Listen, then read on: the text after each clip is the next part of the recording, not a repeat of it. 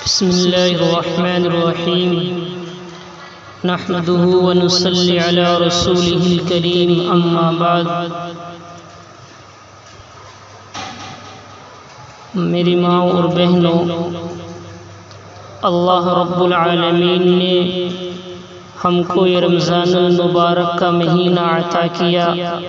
یہ اللہ رب العزت کا بڑا ہم پر احسان ہے، ورنہ بہت سی مائیں بہنیں ایسی ہوں گی جو پچھلے رمضان المبارک کو وہ موجود تھی اور اب اس رمضان المبارک کو وہ موجود نہیں ہے، تو اس پر اللہ رب العزت کا شکریہ ادا کرنا چاہیے کہ اللہ رب العالمین نے یہ مبارک مہینہ تم کو عطا کیا ہے، اور اللہ رب العالمین نے اس مہینے کے اندر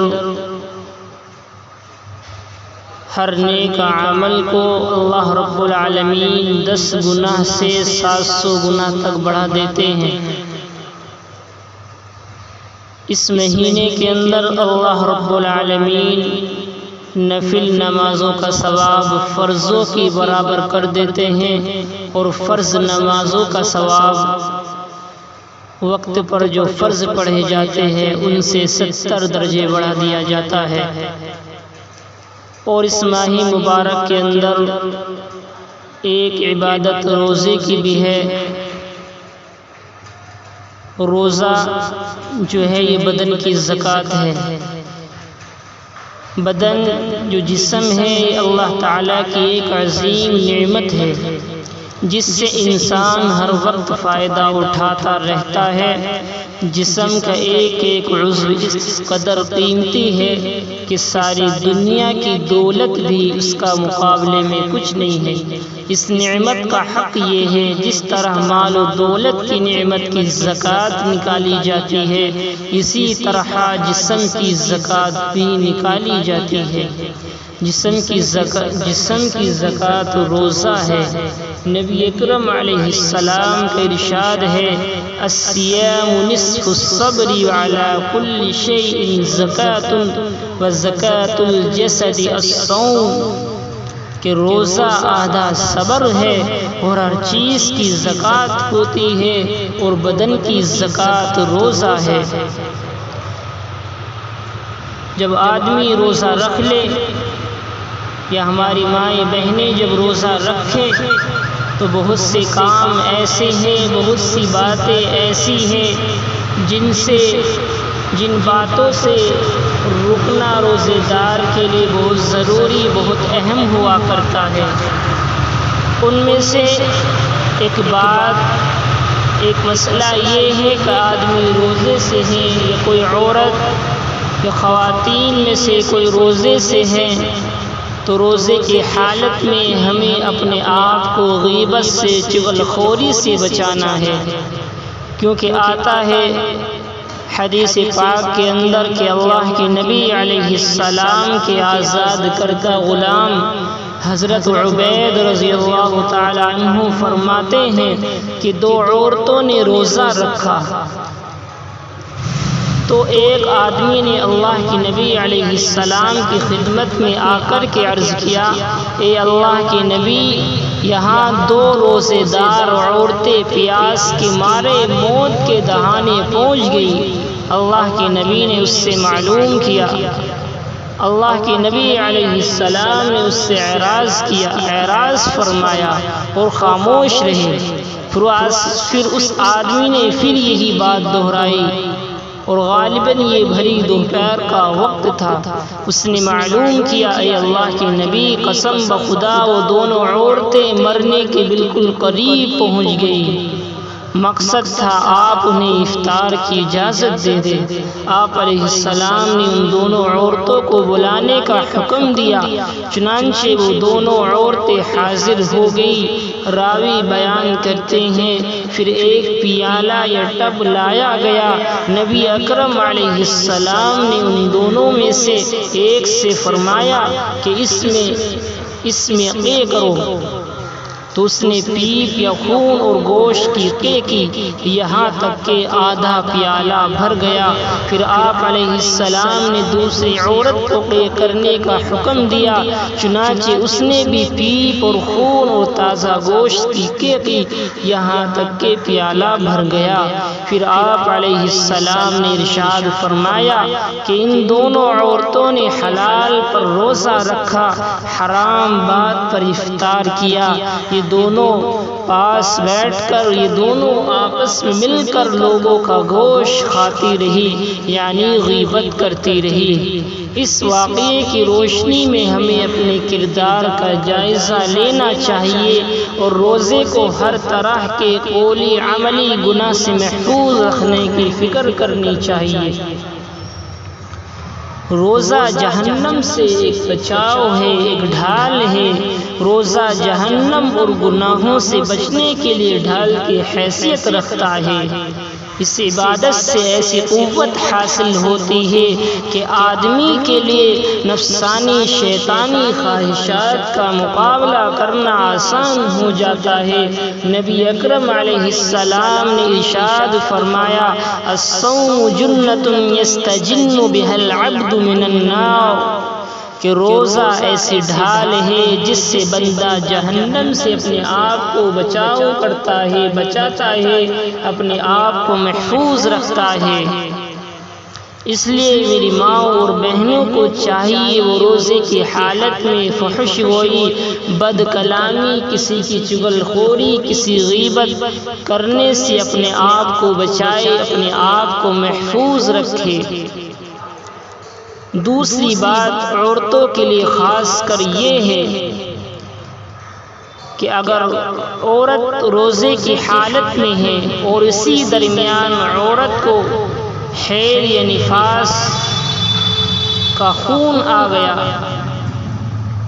کسی عورت کو روزے کی حالت میں حیض کا خون آ گیا یا کوئی عورت نفاس والی ہو گئی، تو ان کے لیے بھی روزہ رکھنا جائز نہیں ہے، لیکن بعد میں ان روزوں کی قضا کرے گی۔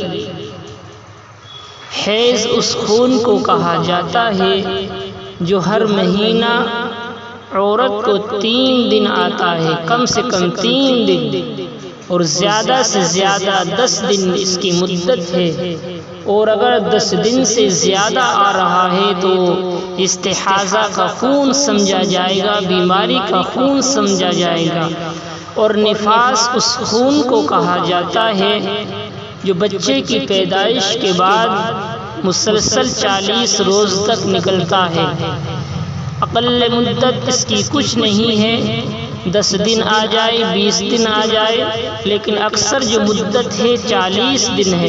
40 دن کے بعد جو خون آئے گا، نظر آئے گا، وہ نفاس کا خون نہیں کہلائے گا، بلکہ بیماری کا خون کہلائے گا، استحاضے کا خون کہلائے گا۔ تو اب ان دونوں کی تعریف کو سامنے رکھ کر مسئلے کو سمجھیے کہ حیض اور نفاس والی عورتوں کے لیے بھی روزہ رکھنا جائز نہیں ہے، لیکن بعد میں اس روزے کی قضا کرے گی۔